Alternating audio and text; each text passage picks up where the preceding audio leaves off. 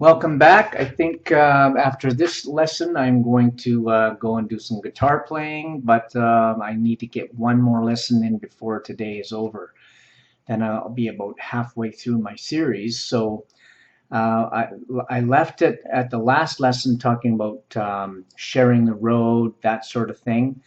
And I want to just continue that, positioning on ourselves on the road and side streets and move on to maybe defining what constitutes a nice turn. Okay, so here we go.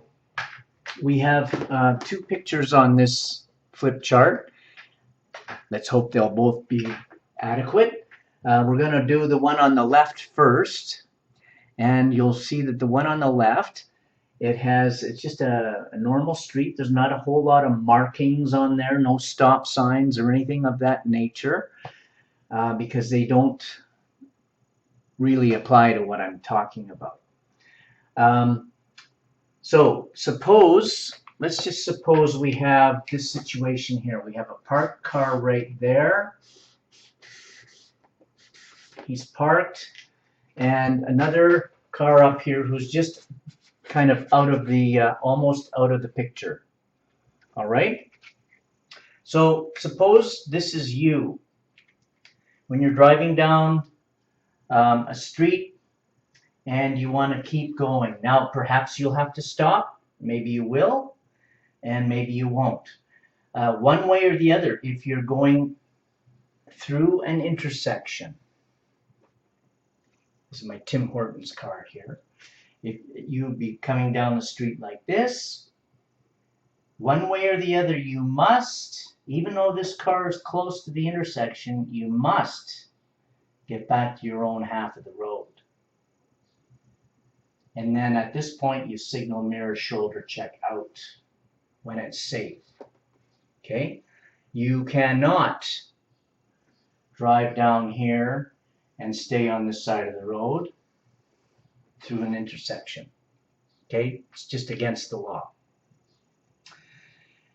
Now, what I want to talk about is the positioning of these parked cars when they're close to a corner. So I've got a picture right here, and I've got another one over there. That's just basically a blow up of this part here. It's a concept that I call close car, far car. And let me just sit down and talk about it for a second. Have you ever seen a driver who is driving along? I'm going to go and I'm going to be coming in from this way right now. Suppose, now I'm the phone this time. Suppose I'm coming here and I'm going to go like this and I'm going to turn. Oh, am I going to go in there, stop, signal, shoulder check, and move around? You'll see that with beginners. They'll do that because they're taught that you enter the first available lane. Well, the key word there is available. You enter the first available lane. Now that goes for any type of turn, okay? But in this case, if I'm coming along here, and again, stop sign, no stop sign, it doesn't matter. I'm just talking about positioning. If this car here is close, and I'm going to define close, I'm going to say 30 meters. 30 meters, for those of you who like feet, is approximately 100 feet. And if you need some sort of reference, it's about 3 houses. Okay, so the house or the lot that I live in, it's 28 feet. Some people have 35-foot lots. All the lots are different size. Some people have 50-foot lots. So you can just, maybe a rule of thumb, and again, it's got to be fine-tuned in the car, maybe 3 houses.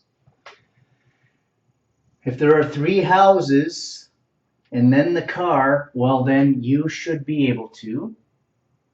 If there are 3 houses in the space, then you should be able to go in and then out like that. But if this space is close, like within 100 feet or 30 meters, then going in like this and then signaling and shoulder checking, it's impractical. It's awkward. Okay, so I'll say, oh, is that a close car? We're driving along and I'm scanning, we're doing all our looking and all that stuff. We're going to make a right turn. Before we get to that right turn, we should have looked around the corner already. What's going on over there? Is there anything to deal with? Is there a parked car close? Or is the car that's parked, is it far?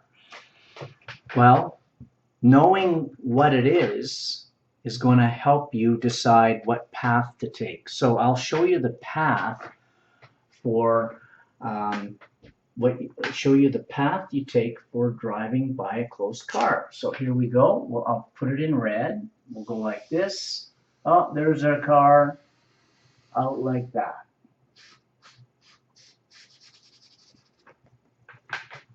It's a nice gentle curve. Okay, now of course I can't draw every single scenario on a flip chart, and again that's where getting into the car and discussing these things is going to come into play. But you do not decide right here, or even worse, right here, what to do. You have to decide way out of the picture if possible. Okay? Sometimes you'll see back lane, and I'm going to draw the back lane in like this. Now this is again out of scale. Suppose that's a back lane right there. Well, it just so happens that back lanes are about 32 meters, give or take, away from the main street. And so if you see that there's a back lane there and the car that's parked is beyond the back lane, then you have to do this. This is the path you take. You have to go in like this, signal, mirror, shoulder, and then out. Okay, so you've got to size up the situation before you actually make your maneuver. And that's what you'll be practicing, and that's what they'll be testing you on when you ultimately take a test, okay? So we are going to leave it at that for today. And I'm going to go out now and have some fun, maybe smack some golf balls, or who knows, maybe I'll play some guitar or whatever. But thank you to Joey and Andrea for helping me post all these videos, and we shall see you soon. Take real good care. Bye.